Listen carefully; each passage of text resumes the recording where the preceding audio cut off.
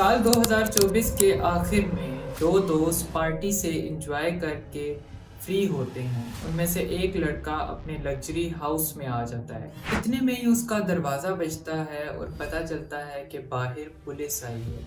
Police उस 20 साल के लड़के को अरेस्ट कर लेती है और इतने में ही खबर फैल जाती है कि एक 20 साल का लड़का अपने ग्रुप के साथ क्रिप्टो करेंसी स्कैम के केस में पकड़ा गया है। Revealing they were taking down a multi-million-dollar cryptocurrency scam. ये खबर हर तरफ वायरल हो जाती है और पता चलता है कि FBI और RIS की अटेंशन भी इस छोटे से बच्चे पर थी। क्यों? क्योंकि ये कोई मामूली स्कैम नहीं था। One of the largest crypto thefts from a single person in US history. बल्कि $230 मिलियन का स्कैम था। 230 million. अगर आप इस अमाउंट को पाकिस्तानी करेंसी में कन्वर्ट करें तो आप सोच भी नहीं सकते कि ये कितनी अमाउंट बनती है। जिस विक्टिम के पैसे चोरी किए हैं उसकी सिक्योरिटी बहुत ही ज्यादा सिक्योर थी। You can't imagine. आप खुद ही अंदाजा लगा सकते हैं कि किसी के भी अकाउंट में इतने ज्यादा पैसे हों तो क्या वो अपनी सिक्योरिटी ज्यादा से ज्यादा सिक्योर नहीं करेगा। यहाँ तक कि उसने अपने अकाउंट की 2 स्टेप वेरिफिकेशन भी ऑन की हुई थी।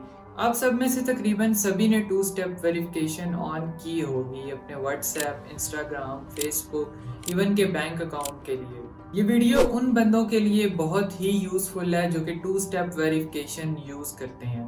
चोरी करने के बाद ये लड़का कुछ पैसों की लॉन्ड्रिंग करता है और कुछ के ये प्राइवेट जेट और फरारीज जैसी महंगी महंगी कार्स खरीदता है, ज्वेलरीज खरीदता है। आप सबके माइंड में एक क्वेश्चन तो जरूर आ रहा होगा कि आखिर इस 20 साल के लड़के ने ये सब किया कैसे।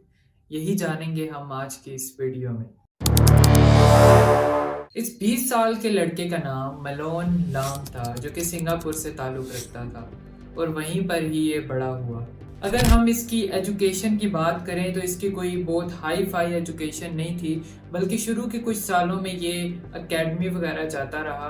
और अगर हम क्रिप्टो करेंसी की दुनिया में लाम को देखें तो वो 9 साल की उम्र में ही इस क्रिप्टो करेंसी में घुस चुका था। आज तक की हिस्ट्री के अंदर लाम वाहिद ऐसा लड़का है जिसने 20 साल की उम्र के अंदर इतनी बड़ी चोरी की। क्योंकि इसकी ब्लॉकचेन, प्राइवेट केस और क्रिप्टो वॉलेट के अंदर इतनी स्ट्रॉन्ग ग्रिप थी, इसीलिए तो वो बगैर किसी प्रॉब्लम के इतने बड़े स्कैम को करने में कामयाब हो गया।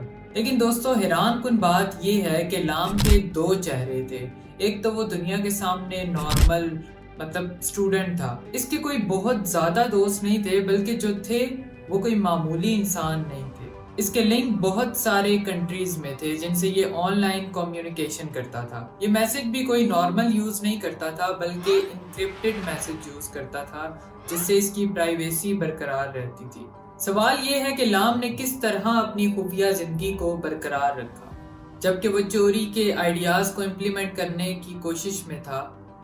ये सब कुछ वो अकेले तो नहीं मैनेज कर सकता था ना, कोई तो था उसके साथ। लेकिन कौन था? लाम तो इस चोरी में एक क्रिमिनल नेटवर्क पार्ट का हिस्सा था। इसमें कई ऐसे की प्लेयर्स थे जिन्होंने चोरी के शुरू से लेकर आखिर तक सारा चोरी किया हुआ पैसा लॉन्ड्रिंग करने तक लाम का साथ दिया। इस स्कैम में लाम समेत 5 लोग शामिल थे। इनमें से पहला जेंडियल सेरानो, दूसरा वीर चीतल, तीसरा दानिश खान और चौथा चैन। सिरानो की डार्क वेब में बहुत ही मजबूत ग्रिप थी और वो अपनी स्किल्स की वजह से ही वर्सेस गॉड के नाम से भी जाना जाता था। इसने लाम की फेक गूगल और जिमिनी स्पोर्ट चैनल बनाने में बहुत ज़्यादा मदद की। अगर आप चाहते हैं मैं डार्क वेब के ऊपर एक डिटेल वीडियो बनाऊं तो कमेंट में ज़रूर बताइएगा। अब बात करते हैं चीतल की, जो कि विज के नाम से जाना जाता था। हैकिंग और डिजिटल मैनिपुलेशन में इसकी बहुत स्ट्रॉन्ग ग्रिप थी। स्कैम के अंदर जितने भी 2 स्टेप वेरिफिकेशन की मैनिपुलेशन का काम था वो सब इसने संभाला हुआ था। दानिश खान और चैन ने लाम के पैसों की लॉन्ड्रिंग करने में उसकी बहुत ज़्यादा हेल्प की। उन्होंने पील चेन जैसी स्ट्रेटेजीज का यूज़ करके लॉन्ड्रिंग की। पील चेन एक मनी लॉन्ड्रिंग का ऐसा तरीका है जिसमें हम वॉलेट की सीरीज के जरिए क्रिप्टो करेंसी ट्रांसफर करते हैं। इसके अंदर हम स्मॉल अमाउंट में फंड ट्रांसफर करते हैं। अगर हम बात करें उस विक्टिम की जिसको इस ग्रुप ने टारगेट किया, वो काफी सालों से क्रिप्टो का शौकीन था और बहुत बड़ा इन्वेस्टर था। इसने अपने वॉलेट में $100 मिलियन स्टेक किए हुए थे। इस विक्टिम ने अपने हाई सिक्योर वॉलेट के अंदर बिटकॉइन स्टोर किए हुए थे, लेकिन ये सब सिक्योरिटी लाम और उसके ग्रुप के लिए कुछ भी नहीं थी। लाम और उसके ग्रुप ने विक्टिम को सबसे पहले इस बात का बिलीव दिलाया कि उसके वॉलेट का एक्सटर्नल सोर्स के साथ समझौता किया जा रहा है। इससे विक्टिम के दिल में जरूरत का एहसास पैदा हुआ और उसने अपनी एक्सेस हैकर्स को दे दी। और इसका सबसे बड़ा नुकसान ये हुआ कि हैकर्स को वॉलेट के सिक्योरिटी सिस्टम को नज़रअंदाज करने और 4100 बिटकॉइन के साथ बाहर जाने का मौका मिल गया। सुनने में तो ये सब कुछ आपको बहुत आसान लग रहा है, लेकिन ये सब कुछ इतना आसान ना था।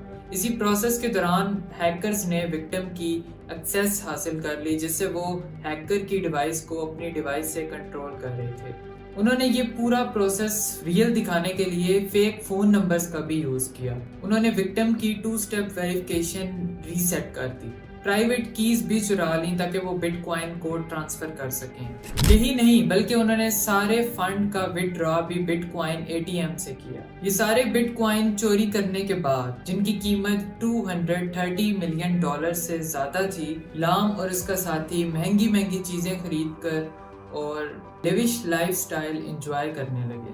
यहाँ तक कि लाम ने एक नाइट क्लब में $568,528 सिर्फ एक दिन में उड़ा दिए, सिर्फ अपनी ख्वाहिशात को पूरा करने के लिए।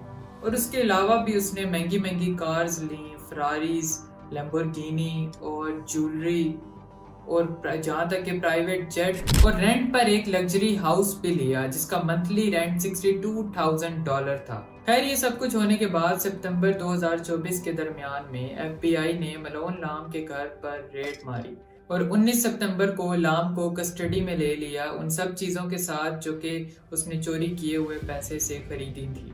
आई होप ये वीडियो आपको अच्छी लगी होगी। अगर आपको कुछ भी ऐसी चीज़ है जो कि नहीं समझ आई, आप कमेंट में पूछ सकते हैं।